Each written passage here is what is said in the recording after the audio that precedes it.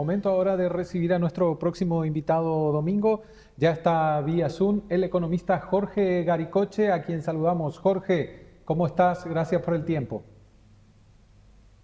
Hola Omar, hola Domingo, un gusto compartir con ustedes. Gracias, como siempre, Jorge. Y bueno, hoy un tema del cual ya hemos hablado en varias oportunidades. Siempre es importante escuchar y compartir el análisis que hacen ustedes a través de los estudios, la mirada que tienen también sobre nuestra realidad. Y el tema de nunca acabar, el contrabando que sigue afectando a nuestra economía y en alguna medida esa afectación, principalmente en lo que ya vivimos del año, aumentó en relación al año pasado, se pudo contener un poco más o estamos siempre en las mismas, Jorge.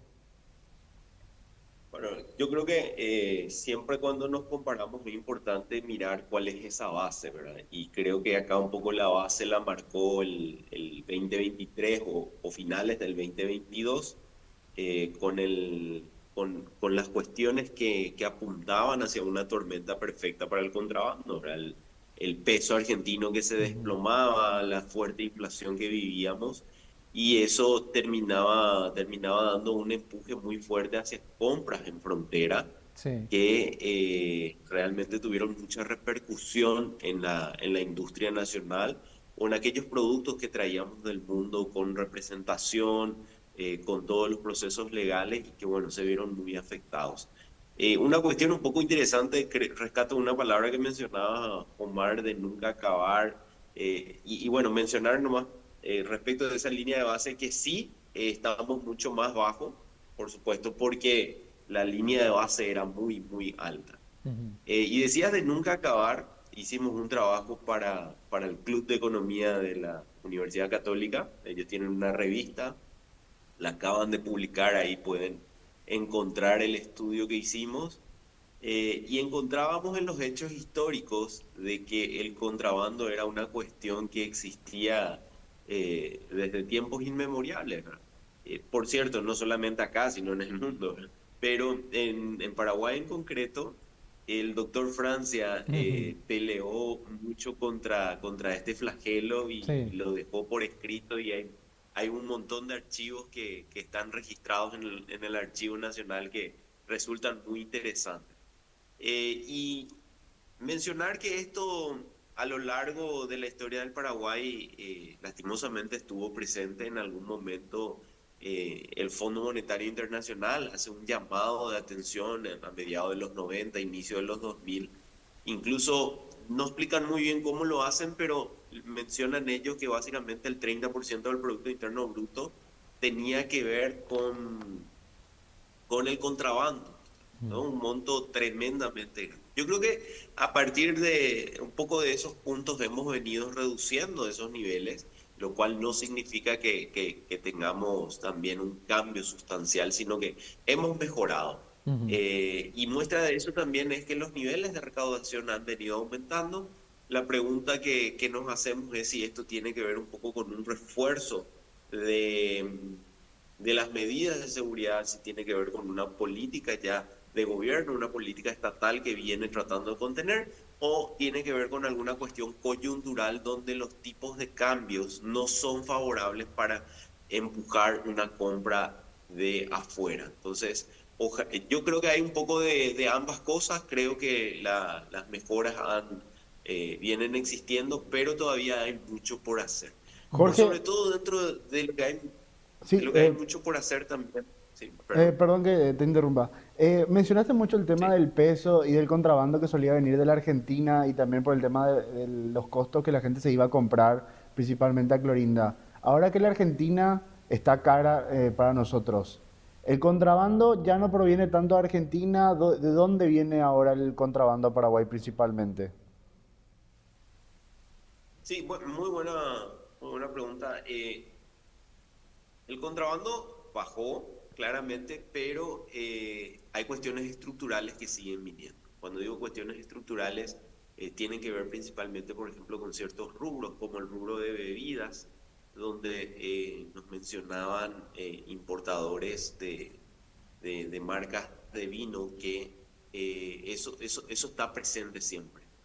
Y eso viene de varios lugares de la región, ¿verdad? De la Argentina, también del Brasil, e incluso más allá de estas fronteras también suelen venir sin cumplir todas las normativas que tienen que cumplir o sin pagar todos los derechos aduaneros, los IVA que tienen que pagar. Entonces, es una cuestión que está presente, es una cuestión que persiste y es una cuestión con la cual hay que seguir luchando. Y Ujú. decía hace rato, creo que el primer punto para luchar también contra esto es reconocer que esto es un flagelo regional. Esto no es Claro. una cuestión solamente nuestra, no somos los únicos que nos portamos mal en la región. También la región sufre de esto y nosotros también somos partícipes. Creo que ahí es un punto importante como realidad y como política de Estado que tenemos que tenerlo presente, ¿verdad? En Paraguay también exportamos, entre comillas, contrabando a los países vecinos y en algunos sectores terminan siendo muy golpeados. Nos tocó colaborar con algunas industrias que uno, la verdad, particularmente yo no sabía, ¿verdad? Pero en la industria del reciclado hay mucho contrabando que va de Paraguay a los países vecinos, Ujú. con la resina de los plásticos, con las chatarras, que por cuestiones de economía circular e incluso algunos sectores que tienen normativas ya de integrar de vuelta a su cadena dentro de sus procesos material reciclado, al ver algunas veces afectada esa oferta disponible que pueda haber en sus países, salen a buscar afuera y en algunos casos, por cuestiones de precios, procedimientos y demás, terminan comprando algo que pasa por debajo del puente de manera literal. Entonces, Ujú. también nosotros tenemos que hacer mea culpa para que realmente nos podamos sentar en la mesa con mucha autoridad a decir esto es algo que afecta a nuestra economía. Y cuando digo algo que afecta a nuestra economía, surgió mucho hace 2 o 3 años cuando estábamos en esta cuestión de alza excesiva de precios que terminaba siendo un aliciente el contrabando. Y creo que esa es una visión muy cortoplacista, es una visión muy pequeña en el sentido de que uno puede estar eh, mirando al contrabando como algo que ayude al bolsillo en una situación donde los precios suben y donde las ventas en frontera terminan ayudando a ese bolsillo, pero las decisiones que se toman en producción para ese periodo y para los siguientes periodos son decisiones de acortar. ¿Por qué? Porque me enfrento a una economía, a un mercado donde la competencia es totalmente desleal. Y Ujú. hoy, en muchos sectores, 2 años después, estamos sufriendo esas consecuencias. Entonces, quiero poner de manifiesto que hoy, aunque el contrabando haya mermado en relación a ese pico que teníamos en el 2022-2023, hoy estamos sufriendo todavía las consecuencias en varios sectores que han decidido en algún momento aminorar su producción, poniendo menor oferta disponible en lo que hoy existe en el mercado por esa inseguridad que tenían al salir a pelear en una competencia donde esa competencia, como mencionaba, termina siendo desleal. Ujú. Jorge, en el análisis que ustedes hacen y los trabajos también, ¿manejan o tienen datos relacionados al nivel de penetración que tiene el contrabando en el territorio? Porque muchas veces vemos aquí en la capital, en ciudades aledañas de Central, o vemos en ciudades fronterizas como Encarnación o Ciudad del Este, pero ¿cuál es el nivel de penetración del contrabando en el territorio? La penetración real, lastimosamente, se da en casi todos los rincones del país. Ujú. Cuando uno baja esa lupa a producto, sí el impacto es distinto. No conozco con autoridad todos los sectores, hemos participado o colaborado con algunos sectores en particular, y se encuentra que incluso en algunos momentos esos sectores pueden ver afectado su mercado en 30, 40 o 50%. Ujú. Y yo decía, ok, eso es en el sumum del contrabando, ¿verdad? Cuando Sí. la penetración del producto físico entra y está presente en el mercado, pero las consecuencias continúan en periodos siguientes, Ujú.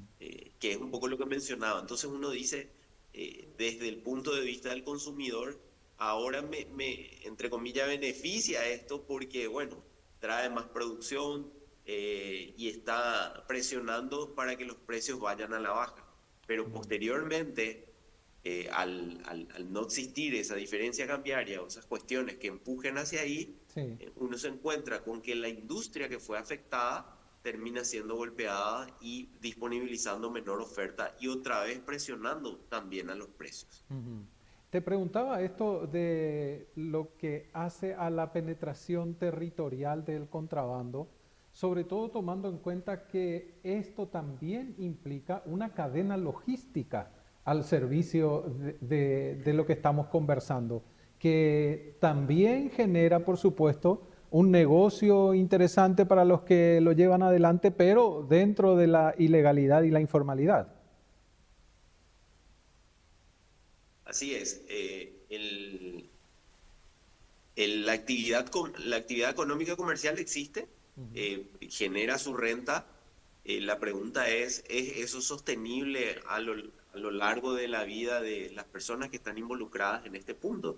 Y lo digo porque creo que es un tema interesante que hay que conversarlo. ¿Genera renta? Sí genera renta. Por eso, por supuesto, Claro. muchas personas están involucradas en ese ámbito ilícito, pero la evidencia ni siquiera empírica de investigaciones nos dan claridad, sino que los hechos que ustedes mismos a través de los medios nos comentan presenta suma claridad en cuanto a lo que puede llegar a costar esto, ¿verdad? Ujú. Los costos son muy altos ante los beneficios que se puedan generar de estar presente en un mercado como esto. Y cuando digo los costos muy altos, incluso en ocasiones, lastimosamente, enfrentamientos entre la policía o los controles que se pudieron hacer entre militares y el resguardo aduanero, terminaron costando la vida a muchas personas que estaban dentro de ese proceso de logístico del contrabando. Ujú. Entonces, hay que dejar de manifiesto que el riesgo es muy alto Sí. y que tampoco termina compensando a ese beneficio momentáneo que uno pueda llegar a tener. Entonces, ahí creo que también hay un análisis por hacer Ujú. y tener en cuenta estas cuestiones a la hora de decir, parece ser una cuestión de renta alta y de renta rápida, a qué riesgo uno se está exponiendo dentro de la toma de decisiones.